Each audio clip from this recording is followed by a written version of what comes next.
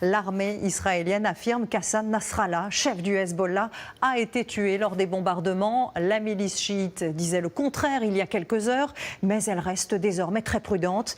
Des milliers d'habitants fuient le sud de Beyrouth. Une nouvelle explosion a été entendue il y a tout juste quelques minutes.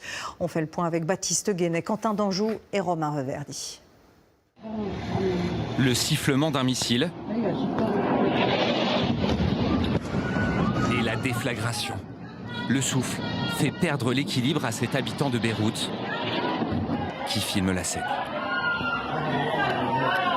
De cet immeuble dans le sud-est de la ville ne reste qu'un tas de débris et des taches de sang au sol.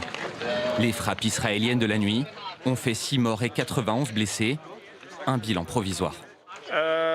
Ça s'est passé vers 21h30. La frappe ciblait cette maison de plusieurs étages juste derrière nous. Elle a été complètement détruite. Il y a des victimes. Ce matin, l'armée israélienne affirme avoir tué Hassan Nasrallah, le leader du Hezbollah. De son côté, une source proche du parti chiite reconnaît que le contact a été perdu. Les frappes de la nuit visaient 3 immeubles dans le sud de la capitale, sous lesquels se trouverait le quartier général du Hezbollah, ainsi que des armes stratégiques. Elles avaient été annoncées hier par le porte-parole de Tsahal. Les résidents de ces immeubles doivent s'éloigner le plus loin possible, avant les frappes. Des milliers d'habitants ont donc quitté leur maison, à la recherche d'un endroit sûr, dans les rues d'importants embouteillages. Certains ont passé la nuit dehors, dormant à même le sol. On a appris que notre quartier allait être frappé une demi-heure avant que cela ne se produise. On a à peine réussi à prendre nos papiers d'identité et à partir. Ce matin, les pompiers profitent d'un moment d'accalmie pour pouvoir enfin accéder aux immeubles, encore fumants. Les dégâts sont considérables. Une pluie de missiles s'est abattue sur notre maison. Je n'oublierai jamais le cri des enfants. Près de 30 000 personnes ont fui ces 4 derniers jours. À la frontière syrienne, notre équipe rencontre Ismaël. Il avait quitté le pays au début de la guerre et ne comptait jamais y revenir. Il y a eu l'aviation, les bombardements. On a quitté nos maisons seulement avec ce qu'on avait sur le dos. Alors oui, la situation est meilleure qu'au Liban. Le Hezbollah a riposté hier soir en envoyant des dizaines de roquettes vers Israël. La plupart ont été interceptées, pas de victimes. Seule une maison a été touchée.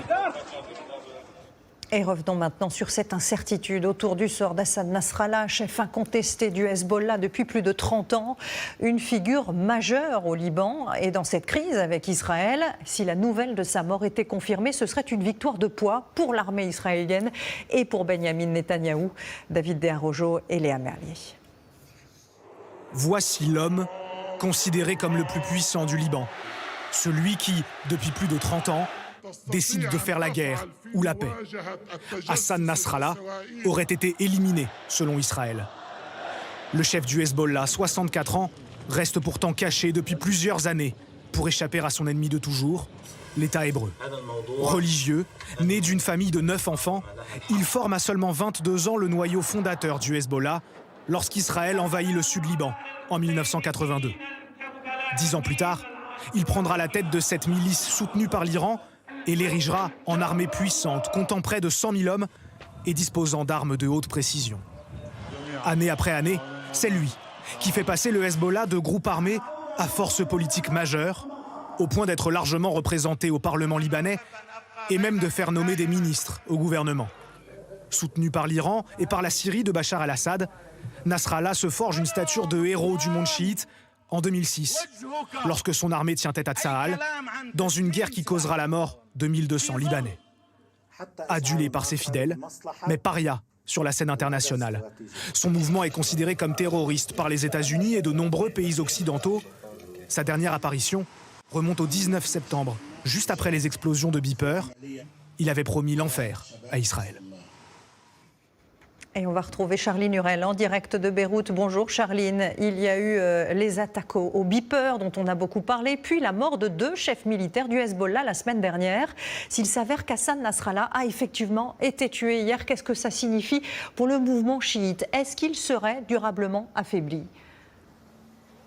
Et pour le moment, il n'y a pas de confirmation encore du côté du Hezbollah, mais le guide suprême iranien a prononcé à l'instant ces mots et il dit ils ne détruiront pas la solidité du Hezbollah, alors que l'armée israélienne, elle, affirme avoir ciblé la plupart des hauts dirigeants de l'organisation. Alors de son côté, le Hezbollah s'attendait à cette frappe sur le QG.